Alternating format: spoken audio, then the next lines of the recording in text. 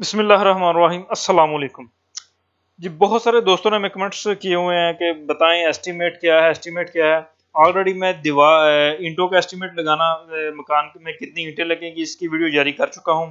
दूसरा lentil slab जो roof का लेंटल उसमें पड़ेगा, उसमें कितना खर्चा आएगा वो भी मैं वीडियो जारी कर चुका हूं।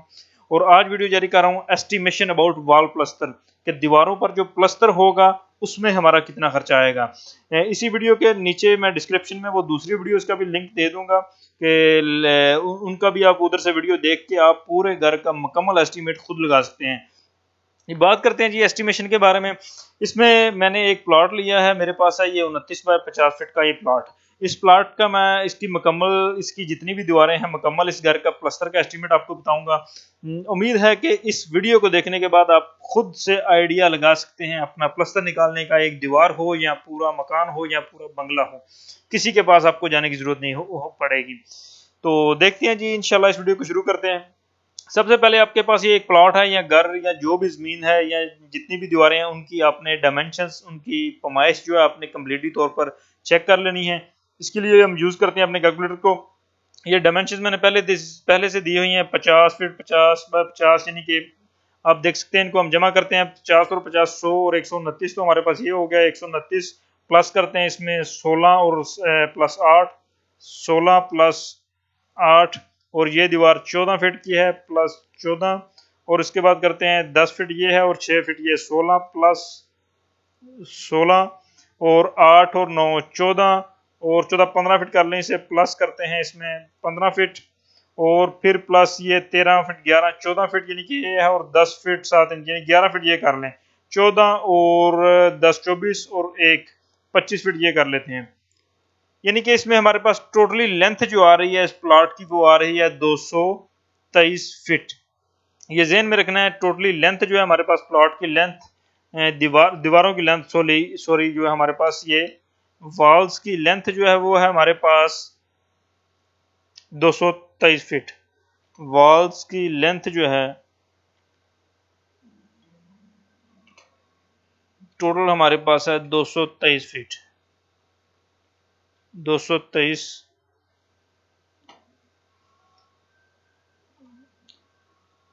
जी, ये तो हमारे पास अब निकल आई। अब इसका क्या करेंगे हम, ये 223 फीट हमारे पास इसकी लेंथ है। अब 223 फीट लेंथ होने के बाद हम चेक करते हैं कि हमारे पास हाइट कितनी है प्लॉट की, डायमेंशंस की हमने, यानी कि उससे रूफ की हाइट कितनी रखनी है, दीवारों की हाइट रहेगी हमारे पास। फॉर एग्जांपल हम 10 फीट रख लेते हैं। 223 को ज़रब 10 करेंगे तो 223 ज़रब 10 इसका स्क्वायर फीट निकालने के लिए 223 ज़रब 10 यानी लेंथ मल्टीप्लाई हाइट किया तो हमारे पास स्क्वायर फीट निकला है 2230 स्क्वायर फीट। यानी कि टोटल स्क्वायर फीट जो है हमारे पास, total square feet 2230 square feet हमारे पास टोटल एरिया है जिसमें हमने प्लस्तर करना है।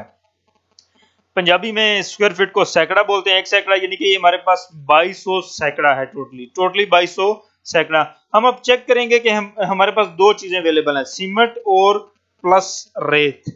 सीमेंट की बोरियां चेक करेंगे हमारी कितनी लगेंगी, और इसके लिए सबसे बेस्ट ये है कि हम चेक करते हैं कि एक स्क्वायर फीट में हमारे पास कितना एडजस्टमेंट होगा।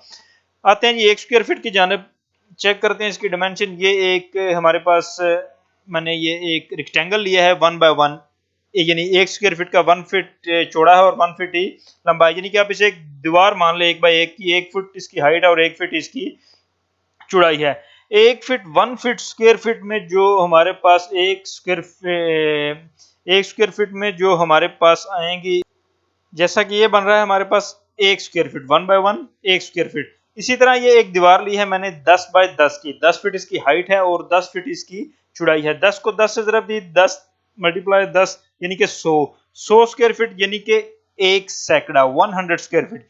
तो 100 स्क्वायर फीट में जो ये 100 स्क्वायर फीट यानी कि एक सैकड़े में जो हमें सीमेंट की बोरियां चाहिए वो चाहिए 1.5 सैक्स।